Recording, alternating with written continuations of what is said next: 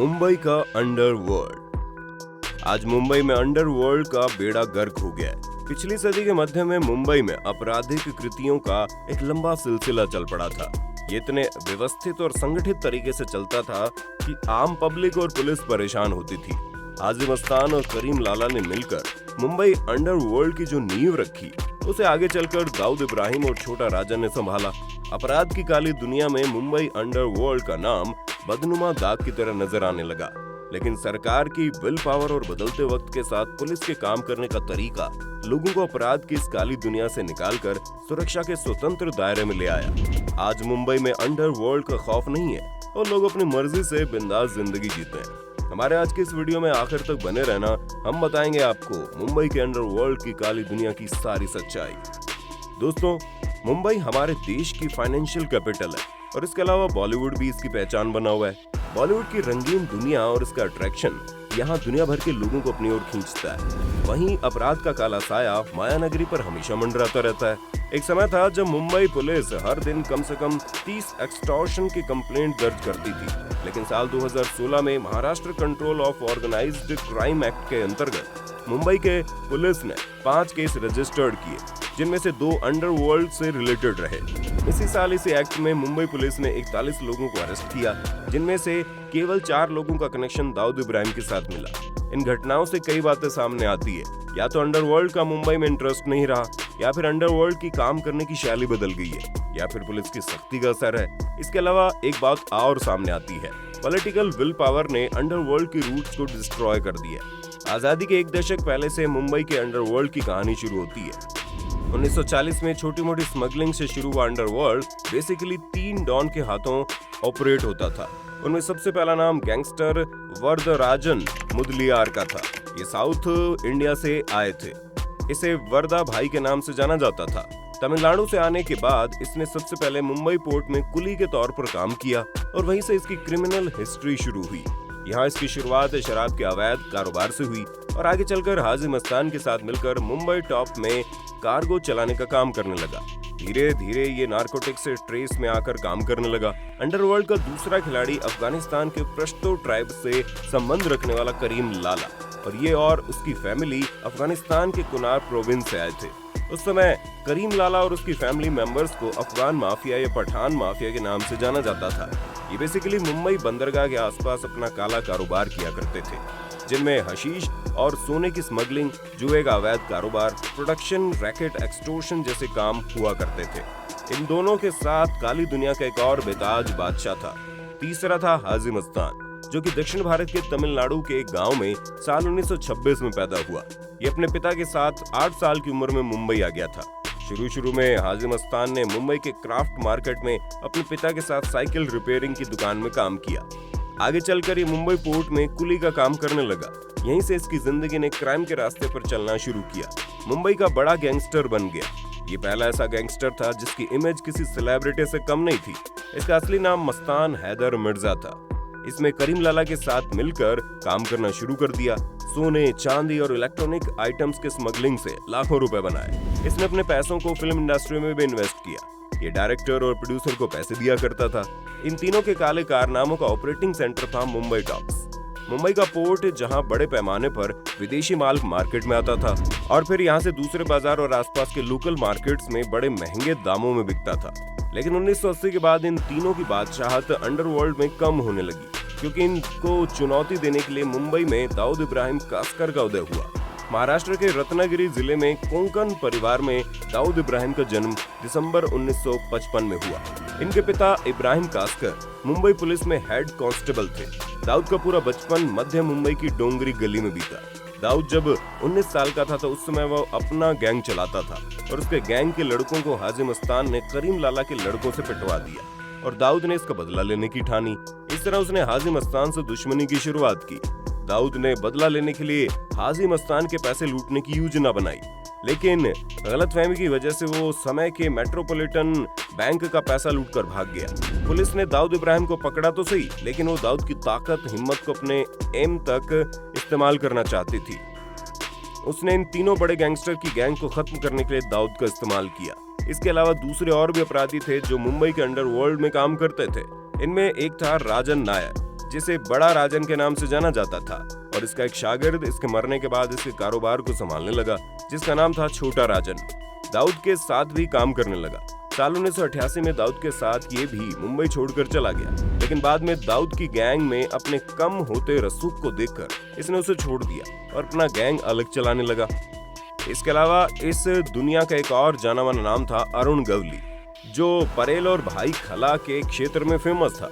शुरुआत में यहाँ की टेक्सटाइल मिल में काम किया करता था। बाद में ये रामा नायर और बाबू रेशम के साथ मिलकर एक जॉइंट गैंग चलाने लगा। इसका नाम बायकुला कंपनी था, जो इस एरिया में शराब का अवैध कारोबार किया करती थी। इसी इलाके की दगड़ी चाल अरुण गवली का गढ़ हुआ करती थी। ये वो समय था जब ये तमाम गैंग आपस में खून खराबे से दूर थी। हफ्ता वसूली, मटका, स्मगलिंग और अवैध शराब के कारोबार से अच्छी खासी कमाई होती थी। ये तमाम धंधे बड़ी सिक्योर तरीके से चलाए जाते थे, जिसमें पुलिस को उसकी निश्चित रकम तय समय पर पहुंचा दी जाती थी। उस समय महाराष्ट्र में शराब खरीदना बेचना भी इलीगल था। महात्मा गांधी शराब के सेवन के खिलाफ थे, इसलिए उनकी इस बात को ध्यान में रखते हुए 1939 में मुंबई प्रोविंस की कांग्रेस गवर्नमेंट ने मुंबई में शराब को बैन कर दिया। यहाँ तक कि कफ सिरप में भी प्रतिबंध था। इसके बाद 1949 में उस समय के चीफ मिनिस्टर मोरारजी देसाई ने मुंबई प्रोविंस में शराब को प्रतिबंधित कर दिया। उस समय गुजरात और महाराष्ट्र एक ही स्टेट में हुआ करते थे। यही वजह थी कि मुंबई अंडरवर्ल्ड में शराब की अवैध बिक्री का कारोबार अच्छा मुनाफा देता था। यहाँ शराब के दाम भी आसमान छूते थे। शराब की ब्लैक मार्केटिंग भी की जाती थी। इस बिजनेस में शराब बनाने से लेकर गिलास में शराब परोसने तक हर कोई जबरदस्त मुनाफा काट रहा था। इसके अलावा जुआ, इलीगल गैम्बलिंग जिसे मटका कहते हैं, भी अंडरवर्ल्ड के लिए अच्छा खासा प्रॉफिटेबल बिजनेस था। आजादी के बाद सरकार ने भारतीय उद्योगों को बढ़ावा देने के लिए विदेशों से कई तरह के सामान के इंपोर्ट पर या तो टोटली बैन लगा दिया या उन पर अच्छा खासा वसूला जाता था कर। कुछ ऐसी वस्तुएं थी जिन्हें लिमिटेड क्वांटिटी में मंगाया जा सकता था। मुंबई अंडरवर्ल्ड इन तमाम चीजों को इलीगल तरीके से मार्केट में सर्कुलेट करता था, अच्छा खासा पैसा कमाता था। इलेक्ट्रॉनिक आइटम्स, रेडियो, घड़ी वगैरह के साथ परफ्यूम के भी लोगों में अच्छी खासी डिमांड हो गई। मुंबई में बड़े पैमाने पर इन लीगल तरीके से ऐसे वेयर हाउस मौजूद थे जहां तमाम प्रतिबंधित सामग्रियां स्टोर करके रखी जाती थी। आजादी के बाद के और 3 दशक यानी कुल 40 सालों तक इन तीनों ने मुंबई के अंडरवर्ल्ड पर एक छत्र राज किया। इन सब के साथ अपनी अपनी कम्युनिटी का सपोर्ट भी किया। यही वजह था कि इनके अपने लोगों में इनका अच्छा खासा प्रभाव था। इसके अलावा चुनावों के टाइम पर ये लोग पॉलिटिकल पार्टीज के प्रत्याशियों को पैसों से सपोर्ट किया करते थे और इनकी वजह से इनकी कम्युनिटी के वोट भी नेताओं के लिए कंसोलिडेट हो जाते थे। इसकी वजह से इन सभी डॉन के ऊपर राजनीतिक दलों का हाथ था। ये सरकारी मशीनरी से सिक्योर रहते थे। हर गवर्नमेंट ऑफिसर के इलाके में इस तरह के कारोबार होते थे और उन अधिकारियों को उनका हिस्सा समय पर पहुंच जाया करता था। अंडरवर्ल्ड का धंधा इतना बड़ा हो गया था कि उसने गवर्नमेंट के पैरेलल एक सेपरेट इकोनॉमी डेवलप कर दी थी। पुलिस के कर्मचारी का बेटा होने की वजह से डिपार्टमेंट में दाऊद इब्राहिम की अच्छी खासी पैठ थी, जिसकी वजह से वो अपने सारे कारनामे अच्छे से अंजाम दिया करता था। अरुण गवली की पहचान राजनेताओं के साथ थी, इसलिए वो अपने आप को कानून से ऊपर समझने लगा। फॉरेन गुड्स पर बैन या कंट्रोल रखने की वजह से देश की इकोनॉमी सफर करने लगी।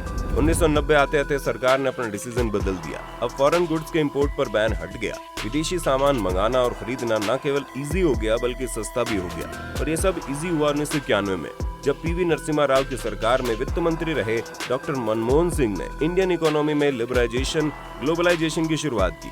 इस पॉलिसी की वजह से अंडरवर्ल्ड के लिए इन चीजों को स्मगलिंग करके उन्हें बेचने का स्कोप ही खत्म हो गया। इसके बाद अवैध शराब का कारोबार भी अंडरवर्ल्ड के लिए घाटे का सौदा हो गया, क्योंकि महाराष्ट्र और गुजरात के अलग अलग होने पर महाराष्ट्र में शराब की बिक्री आधिकारिक रूप से होने लगी।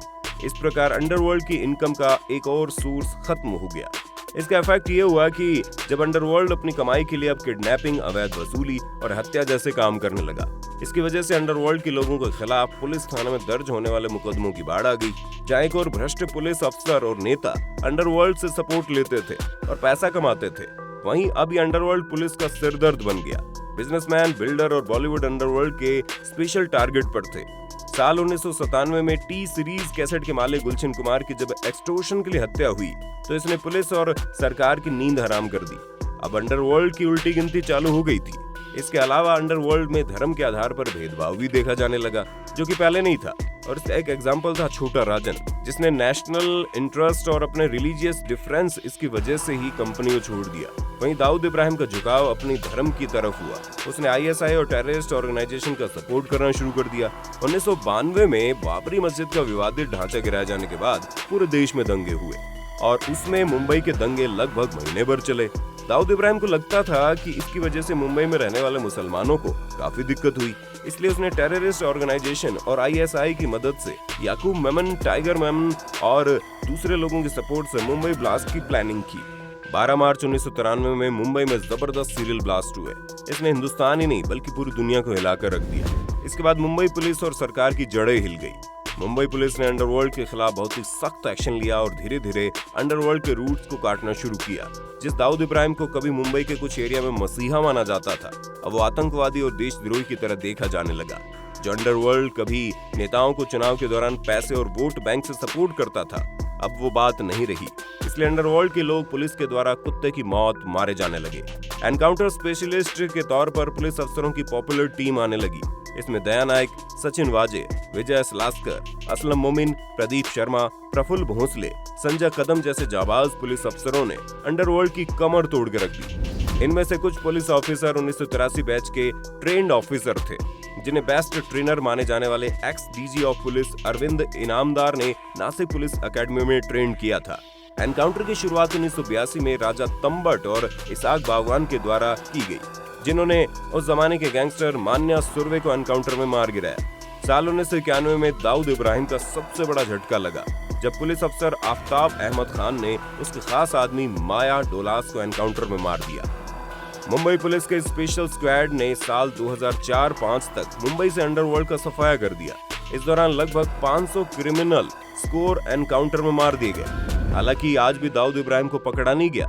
रवि पुजारा और एजाज लकड़ावाला जैसे लोग अंडरवर्ल्ड के नाम पर काम कर रहे हैं, लेकिन इनकी हैसियत अब मुंबई पुलिस के आगे कुछ नहीं है। पॉलिटिकल विल पावर और पब्लिक का सपोर्ट हो तो पुलिस डिपार्टमेंट हमेशा देशभक्ति और जनसेवा के मोटो को ध्यान में रखकर काम करता रहता है। आपका इस वीडियो पर क्या कहना है, हमें कमेंट में लिखकर बताइए। फिर मिलेंगे नए वीडियो में, तब तक के लिए जय हिंद, जय भारत, वंदे मातरम।